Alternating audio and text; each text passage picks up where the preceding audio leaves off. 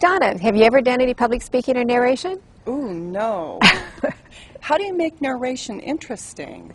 Well, it's fun. You know, you don't want to sound like a boring professor. Not that there are any boring professors, you know, or just giving a lot of information out. And that's kind of what happens with new tour directors. I think they have to overpower the people with information.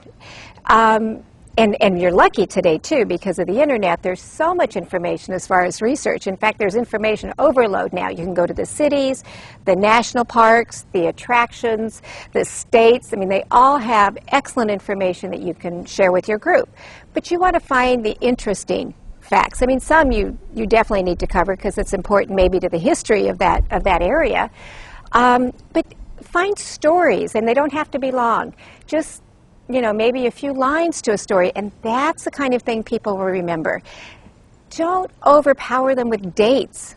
You know, if it was something that was built, an area that was developed in 1947, instead of saying, in 1947 they built this, in 1948 they built this, something like right after World War II, when the guys were coming back and having families, this is the area that developed.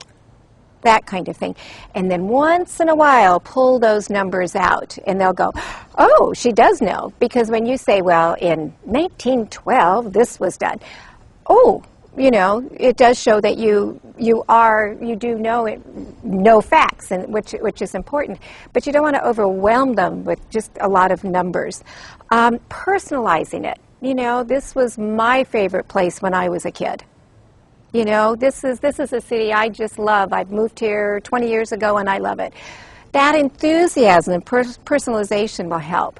So there's lots of tips. We don't have time to cover everything now, but also how you speak. You know, if you speak in the same tone all of the time like that, they're going to fall asleep after the first 10 minutes.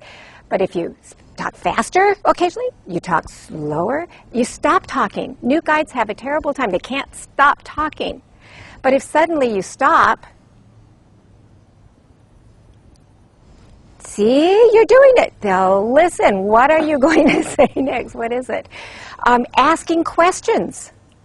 You know, you're going to Disneyland. What year did Disneyland open? People love to be the first one to say, that year. I know the year. I know the year. You know, who was the mayor? So those are just a few tips. We don't have time now to go through all of them, but those are a few tips that I cover in my training to make it exciting and interesting and informative.